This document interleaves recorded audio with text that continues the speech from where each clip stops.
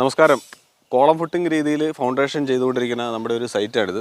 ഇവിടെ ചെയ്തിരിക്കുന്ന രീതി എങ്ങനെയാണെന്നും അതേപോലെ ഇതിൻ്റെ ഇതുവരെയുള്ള എസ്റ്റിമേറ്റ് എത്രയായി എന്നുള്ളതാണ് ഇന്നത്തെ വീഡിയോയിലൂടെ നമ്മൾ ഷെയർ ചെയ്യാനായിട്ട് നോക്കുന്നത്. അത്യാവശ്യം ഉയർന്ന ഒരു സ്ഥലം തന്നെയാണ്, ഒരു ഹാർഡായിട്ടുള്ള സോയിലാണ്. പക്ഷേങ്കിൽ നമ്മൾ ഇതിനു മുമ്പ് ഒരു റീൽ ചെയ്തായിരുന്നു. നമ്മളിത് എക്സ്കവേഷൻ ചെയ്ത സമയത്ത് കുറച്ച് ഡബ്രീസും അതുപോലെ കുറച്ച് കാര്യങ്ങളൊക്കെ ഇതിനുള്ളിലുണ്ടായിരുന്നു. അപ്പോൾ അതുകൊണ്ട് നമ്മളിതിൻ്റെ എക്സ്കവേഷൻ ചെയ്തപ്പോൾ അധികമായിട്ട് താഴേക്ക് ഡെപ്ത് എടുക്കേണ്ടതായിട്ട് വന്നു. ഒരിക്കലും നമുക്കൊരു ഹാർഡായിട്ടുള്ള ഒരു സ്ട്രാറ്റ വരുന്നിടം വരെ ആ ഒരു ഫുട്ടിങ്ങിൻ്റെ കുഴി എടുക്കണം. ആ ഒരു ഹാർഡായിട്ടുള്ള ലെവലിൽ നിന്നായിരിക്കണം നമ്മൾ ഫൗണ്ടേഷൻ സ്റ്റാർട്ട് ചെയ്യാനായിട്ട്. അപ്പോൾ ഇത് കുഴിച്ചപ്പോൾ ഇങ്ങനെയുള്ള കുറച്ച് ഡബ്രീസൊക്കെ വന്നുകൊണ്ട് അതെല്ലാം മാറ്റിയിട്ടാണ് നമ്മൾ അതിൽ നിന്ന് താഴെ നിന്നാണ് ഇതിൻ്റെ കോളം ഫുട്ടിങ് തുടങ്ങിയത്. അപ്പോൾ നമ്മളൊരു ലാൻഡ് തിരഞ്ഞെടുക്കുമ്പോൾ അല്ലെങ്കിൽ ഒരു വീട് വെക്കാനായിട്ടൊക്കെ പോകുമ്പോൾ നമുക്ക് ഇങ്ങനെയുള്ള കാര്യങ്ങളും ശ്രദ്ധിച്ചായിരിക്കണം. അല്ലെങ്കിൽ നമുക്ക് അധിക ചിലവുകൾ വരാം. അപ്പം നല്ല നിരപ്പായ അല്ലെങ്കിൽ ഉയർന്ന അല്ലെങ്കിൽ ഒരു കട്ടിയുള്ള പ്രതലമായിരുന്നെങ്കിൽ നമുക്ക് അധികം ഡെപ്തിലേക്ക് പോകട്ടെ. ഏകദേശം ഒരു 3.5 അടി 4 അടിയൊക്കെ താഴ്ച മാക്സിമം മതിയാവും ഇതേപോലെയുള്ള കോളം ഫുട്ടിങ് ചെയ്യാനായിട്ട്.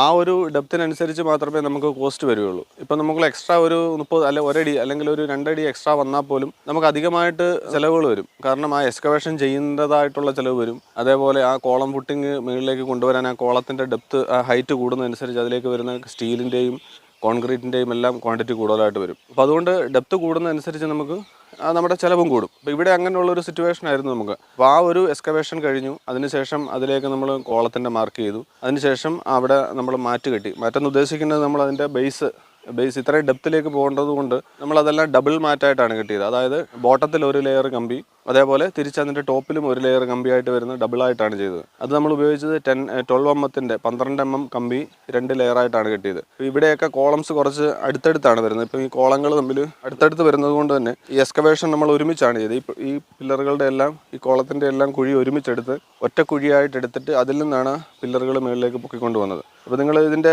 വീഡിയോയിൽ കാണുന്നത് പോലെ ഈ ഒറ്റ കുഴിയായിട്ട് ഇത്രയും ഡെപ്തിൽ നിന്നുകൊണ്ടാണ് നമ്മളിത് ഉയർത്തി മുകളിലേക്ക് എത്തും. ഇപ്പോൾ മണ്ണ് ഫില്ല് ചെയ്തതിന് ശേഷമുള്ള ഒരു സിറ്റുവേഷനാണ് ഈ കാണുന്നത്. അപ്പോൾ ഇവിടെ നമ്മൾ വെള്ളം ഒഴിച്ചത് ഫില്ല് ചെയ്തുകൊണ്ടിരിക്കുക. വെള്ളം ഒഴിച്ച് നല്ലപോലെ കൺസോൾട്ടേറ്റ് ചെയ്യും. ഇപ്പോൾ മഴയില്ലാത്തതുകൊണ്ട് തന്നെ വെള്ളം ഒഴിച്ച് നല്ലപോലെ മണ്ണ് ഇടിച്ചുറപ്പിക്കാനായിട്ടാണ്. അപ്പോൾ ഇത് കാണുമ്പോൾ നമ്മൾ വെള്ളം ഒഴിച്ചപ്പോൾ തന്നെ ഇത്രയും മണ്ണ് ഇവിടെ താന്നു. അപ്പം കോളം വെള്ളയിലേക്ക് വന്നിട്ട് അത് ആ ലെവലിൽ നിന്ന് മണ്ണ് ഇപ്പോൾ താഴേക്ക് താഴ്ത്തിയിരിക്കുകയാണ്. ഇനി ഒന്നുകൂടെ നമ്മൾ വെള്ളം ഒഴിച്ച് ഇനി എക്സസ് മണ്ണ് വേണമെങ്കിൽ ഇട്ട് കൊടുത്ത് നല്ലപോലെ ഇടിച്ചുറപ്പിച്ചതിന് ശേഷം അതിൻ്റെ മുകളിലേക്കാണ് നമ്മൾ പ്ലിന്ത് ബീം ചെയ്യാനായിട്ട് പോകുന്നത്. ഈ പില്ലറുകളെല്ലാം കണക്ട് ചെയ്തുകൊണ്ട് തന്നെ ബീമുകൾ വരും.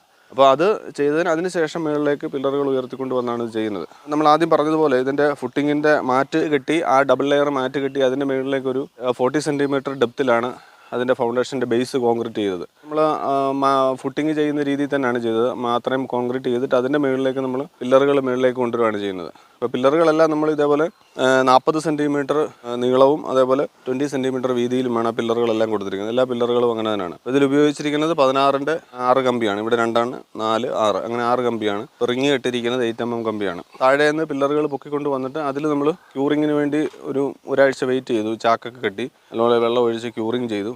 അതിനുശേഷം വാട്ടർ പ്രൂഫ് ചെയ്തു. അപ്പോൾ ഇതെല്ലാം വാട്ടർ പ്രൂഫ് ചെയ്തുകൊണ്ടാണ് ഈ ബ്ലാക്ക് കളർ വിറ്റമിൻ കോട്ടിംഗ് ആണ് ചെയ്തിരിക്കുന്നത്. ഈ കോട്ടിങ് എല്ലാ പില്ലറുകളിലും ചെയ്തു. ഫുട്ടിങ്ങിലോട്ട് ചെയ്തില്ല, പില്ലറുകളിലെല്ലാം ചെയ്തിട്ട് അതിനുശേഷമാണ് നമ്മൾ മണ്ണ് ഫില്ല് ചെയ്തത്. അപ്പോൾ ഇത് മണ്ണിനടിയിലേക്ക് പോകുന്നതായതുകൊണ്ട് അതിന് ഒരു എക്സ്ട്രാ പ്രൊട്ടക്ഷൻ എന്നുള്ള രീതിയിലാണ് വിറ്റമിൻ കോട്ടിങ് വാട്ടർ പ്രൂഫിങ് ചെയ്തത്. അതിനുശേഷം മണ്ണ് ഫില്ല് ചെയ്തു. മണ്ണ് ഫില്ല് ചെയ്തിട്ട് ഇനി ഇത് നല്ലപോലെ പറഞ്ഞതുപോലെ തന്നെ വെള്ളം ഒഴിച്ചെല്ലാം ഫില്ല് ചെയ്ത് കൺസോൾട്ടേറ്റ് ചെയ്തതിന് ശേഷം അതിൻ്റെ മുകളിലേക്ക് പ്ലിന്ത് ബീം ചെയ്യാനായിട്ടുള്ള പ്ലാനാണ്. നമ്മൾ ഇതേപോലെയുള്ള ഫൗണ്ടേഷൻ ചെയ്യുമ്പം നമുക്ക് അഡീഷണലായിട്ട് കുറേ കോസ്റ്റുകൾ വന്നു. നമ്മൾ ആദ്യം പറഞ്ഞ പോലെ ഈ ഡെപ്തിൻ്റെ ഒരു പ്രശ്നം വന്നു.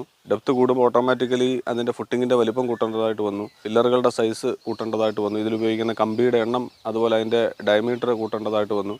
അപ്പോൾ ആ രീതിയിലൊക്കെ നമുക്ക് എക്സ്ട്രാ കോസ്റ്റാണ് വന്നത്. ഇതിൻ്റെ ഫുട്ടിങ് കോളം വരെ ഇത്രയും ചെയ്ത് വന്നപ്പോഴത്തേക്ക് നമുക്കൊരു 7 lakhs-നടുത്ത് നമുക്ക് എക്സ്പെൻസ് ആയി. ഇത്രയും പില്ലറുകൾ ചെയ്തും അതിൻ്റെ കോൺക്രീറ്റും ചെയ്ത് വന്നപ്പോഴത്തേക്ക്. അപ്പോൾ ഇതിൻ്റെ ഒരു പ്രശ്നം എന്ന് പറഞ്ഞാൽ നമ്മളിതിപ്പം ഇത്രയും ഡെപ്തിലേക്ക് പോകാൻ വേറൊരു കാര്യവും കൂടെ ഉണ്ടായിരുന്നത്, നമുക്കിതിൻ്റെ എക്സ്ട്രാ നമുക്ക് ഫ്ലോറോ ഏകദേശം ഒരു 4 ഫ്ലോറോളം മുകളിലേക്ക് ചെയ്യുന്നുണ്ട്. ഇതിപ്പോൾ ഒരു സെല്ലാർ ലെവലായിട്ടാണ്. അതായത് നമ്മൾ റോഡുമായിട്ട് അല്പം താന്ന് കിടക്കുന്ന പ്ലോട്ടാണിത്. ഇതിൻ്റെ റോഡ് അല്പം ഉയർത്തി എടുത്തിരിക്കുകയാണ് ഇവിടുന്ന്. ഇവിടെ നമ്മളൊരു റിട്ടൈനിങ് വോൾ ചെയ്തിട്ടുണ്ട്. ഈ റിട്ടൈനിങ് വോളിൽ നിന്ന് കണക്ട് ചെയ്തെടുത്ത് ഇവിടെ സ്ലാബ് വരാനായിട്ടാണ്. അപ്പോൾ ഈ പില്ലറുകളിലേക്ക് ഈ സ്ലാബ് വന്ന് കണക്ട് ചെയ്തിട്ട് അതിൻ്റെ മുകളിലേക്കാണ് നമ്മൾ വീടിൻ്റെ വർക്ക് വരുന്നത്. അപ്പോൾ അതുകൊണ്ടാണ് നമുക്ക് ഇത്രയും കുറച്ചും കൂടെ ഡെപ്തും അതേപോലെ കോളംസും ഒക്കെ കുറച്ചുകൂടെ വലുതായിട്ട് നമുക്ക് ചെയ്യേണ്ടതായിട്ട് വേറൊരു ആവശ്യം വന്നത്. എക്സ്ട്രാ നമുക്ക് ഡെപ്തിലേക്ക് പോകേണ്ടതായിട്ടും വന്നു. അതുപോലെ പില്ലറുകളുടെ സൈസ് കൂട്ടേണ്ടതായിട്ടും വന്നു. ഇതെല്ലാം ചെയ്തു വന്നപ്പോഴത്തേക്ക് ഈ ഒരു എമൗണ്ടാണ് വന്നത്. ഇനി ഇതിൻ്റെ മുകളിലേക്ക് നമുക്ക് പ്ലിന്ത് ബീമിൻ്റെ പണി ബാലൻസ് കിടപ്പുണ്ട്. പ്ലിന്ത് ബീം ഈ പില്ലറുകളെല്ലാം കണക്ട് ചെയ്തുകൊണ്ട് തന്നെ പ്ലിന്ത് ബീം ചെയ്യണം. അതിനുശേഷം ഈ പില്ലറുകൾ മുകളിലേക്ക് കൊണ്ടുവന്ന് അതിൻ്റെ മുകളിൽ നമുക്ക് റൂഫ് സ്ലാബ് ചെയ്യണം. എല്ലാം കണക്ട് ചെയ്തിട്ട് ഈ റിട്ടൈനിങ് വോളുമായിട്ട് കണക്ട് ചെയ്തുകൊണ്ട് തന്നെ സ്ലാബ് ചെയ്യണം. എങ്കിൽ മാത്രമേ ഇതിൻ്റെ ശരിക്കും ഫൗണ്ടേഷൻ്റെ വർക്ക് തീർന്നു, അതല്ലാതെ ഇതിൻ്റെ സെല്ലാറിൻ്റെ വർക്ക് തീർന്നു എന്ന് പറയാൻ പറ്റുള്ളൂ. ഇത്രയും വർക്കാണ് ഇനി ബാലൻസ് ആയിട്ടുള്ളത്. അപ്പോൾ ഇതേപോലെയുള്ള വീടുകളൊക്കെ ചെയ്യുമ്പോൾ നമുക്ക് പലരും ഇപ്പോൾ ഈ എക്സ്പെൻസിൻ്റെ കാര്യം പറയുമ്പോൾ, പ്രത്യേകിച്ച് ഇപ്പോൾ ഈ കമ്പിയുടെ സിമെൻറ്റിൻ്റെയൊക്കെ വില വർദ്ധിച്ചുകൊണ്ടിരിക്കുകയാണ്, അതുപോലെ ലേബർ കോസ്റ്റ് കൂടിക്കൊണ്ടിരിക്കുകയാണ്. അപ്പോൾ നമുക്കൊരു 2000 സ്ക്വയർ ഫീറ്റ് അല്ലെങ്കിൽ 1500 തൊട്ട് 2000 സ്ക്വയർ ഫീറ്റ് വരെ ഫൗണ്ടേഷൻ്റെ കോസ്റ്റ് തന്നെ ഏകദേശം 5 to 6 lakhs നമുക്ക് ഇതേപോലെ കോളം ഫുട്ടിംഗ് രീതിയിൽ ഫൗണ്ടേഷൻ ചെയ്യുമ്പോൾ ആവും. പിന്നെ ഡിപ്പെൻസ് ഈ പറഞ്ഞതുപോലെ അഡീഷണൽ ആയിട്ടുള്ള ഡെപ്തിലേക്ക് പോവുകയോ അല്ലെങ്കിൽ കോളത്തിൻ്റെ സൈസുകളിലൊക്കെ വ്യത്യാസപ്പെടുത്തുകയോ ഒക്കെ ചെയ്തു കഴിഞ്ഞാൽ നമ്മളതിൻ്റെ കോസ്റ്റ് വ്യത്യാസം വരും. ഇപ്പോൾ നമ്മളെപ്പോഴും ഒരു ബിൽഡിങ്ങിൻ്റെ കോസ്റ്റ് കാൽക്കുലേറ്റ് ചെയ്യുമ്പോൾ നമ്മളൊരു സ്ക്വയർ ഫീറ്റ് റേറ്റ് ആയിട്ട് മൊത്തം പറയുമ്പം പലർക്കും കൺഫ്യൂഷനാണ്. ഇപ്പോൾ നമ്മൾ 2200 അല്ലെങ്കിൽ 2300 രൂപ റേറ്റ് എന്ന് പറയുമ്പം നമുക്ക് ആ പ്ലോട്ടിൻ്റെ കാര്യങ്ങൾ അറിയണം, അതേപോലെ പ്ലാനിൻ്റെ ഡീറ്റെയിൽ, ആ വീടിൻ്റെ ഡീറ്റെയിൽസ് അറിയണം, എത്ര സ്ക്വയർ ഫീറ്റ് ആണ്, എത്ര ഡെപ്ത്ത്, അല്ലെ അതുപോലെ എത്ര ഹൈറ്റിലേക്ക് എത്ര നിലയായിട്ട് വീട് ചെയ്യുന്നുണ്ട്, അതേപോലെ അതിൻ്റെ ടോട്ടൽ വെയിറ്റ്, അതിലേക്ക് വരുന്ന മറ്റു കാര്യങ്ങളെല്ലാം അനുസരിച്ചാണ് ഇതിൻ്റെ എസ്റ്റിമേറ്റ് വരുന്നത്. അപ്പോൾ ഫൗണ്ടേഷന് തന്നെ ഇത്രയും കോസ്റ്റായി, ഇനി അതിൻ്റെ മുകളിലേക്ക് വർക്കുകൾ പറഞ്ഞെങ്കിൽ ശരിക്കും ഒരു വീട് പണിയുടെ ബേസ്, അതായത് മണ്ണിനടി വരുന്ന കാര്യങ്ങൾക്ക് മാത്രമാണ് ഇത്രയും കോസ്റ്റ് വന്നത്. ഇനി അതിൻ്റെ മുകളിലേക്ക് വർക്ക് വരുന്നതനുസരിച്ച് ഡിപ്പെൻസ് ഓരോ കാര്യങ്ങളും നമുക്ക് വ്യത്യാസപ്പെട്ടുകൊണ്ടിരിക്കും, അതിൻ്റെ കോസ്റ്റ് കൂടിക്കൊണ്ടിരിക്കും. അപ്പം പൊതുവേ നമ്മളൊരു വീട് വെക്കാൻ പോകുമ്പോൾ അതിൻ്റെ ഒരു ഫൗണ്ടേഷൻ്റെ വർക്ക് ഇതേപോലെ കോളം ഫുട്ടിംഗ് രീതിയിലൊക്കെ ചെയ്യുകയാണെങ്കിൽ ഏകദേശം ഈ ഒരു എക്സ്പെൻസ് വരും എന്നുള്ളതാണ് ഈ വീഡിയോയിലൂടെ നമ്മൾ ഷെയർ ചെയ്തത്. അതുപോലെ ഇത് എങ്ങനെയാണ് ചെയ്തത്, ഏതൊക്കെ രീതിയിലാണ് ഇതിൻ്റെ ഫൗണ്ടേഷൻ ചെയ്തതും എന്നുള്ളതും കൂടെ മനസ്സിലാക്കാനായിട്ടാണ് ഈ വീഡിയോയിലൂടെ ശ്രമിച്ചത്. അതുപോലെ തന്നെ മറ്റൊരു കോസ്റ്റിനെ അഫക്റ്റ് ചെയ്യുന്ന മറ്റൊരു കാര്യമാണ് അതിന് വീടിൻ്റെ എലിവേഷൻ. നമുക്ക് എലിവേഷന് പല രീതിയിൽ ചെയ്യാം. സിമ്പിളായിട്ടൊരു ബോക്സ് ടൈപ്പ് എലിവേഷൻ ആണെങ്കിൽ നമുക്ക് അതിനെ അപേക്ഷിച്ച് ഒരു സ്ലോപ്പ് റൂഫോ അല്ലെങ്കിൽ ട്രസ് വർക്ക് ചെയ്ത് അതിൻ്റെ ഓടിടുന്നതൊക്കെ ആയിട്ടുള്ള എലിവേഷന് വെച്ച് നോക്കുമ്പം കോസ്റ്റ് കുറവാണ്. ഫ്ലാറ്റ് റൂഫിനെക്കാട്ടി കോസ്റ്റ് കൂടുതലാണ് സ്ലോപ്പ് റൂഫിന്. അപ്പോൾ അതൊരു പ്രധാന ഘടകം തന്നെയാണ്, ടോട്ടൽ എസ്റ്റിമേറ്റിനെ ബാധിക്കുന്ന ഘടകം തന്നെയാണ്. അപ്പോൾ നമ്മൾ അതിന് മുമ്പ് നമ്മൾ അതിൻ്റെ ഒരു 3D എലിവേഷൻ ചെയ്യുകയാണെങ്കിൽ വീടിൻ്റെ ലുക്ക് എങ്ങനെ വരും, നമ്മൾ ഉദ്ദേശിക്കുന്ന പോലെ തന്നെയാണോ, നമ്മുടെ ആവശ്യപ്രകാരമുള്ളൊരു എലിവേഷനാണോ എന്നൊക്കെ നമുക്ക് മനസ്സിലാക്കാനായിട്ട് പറ്റും.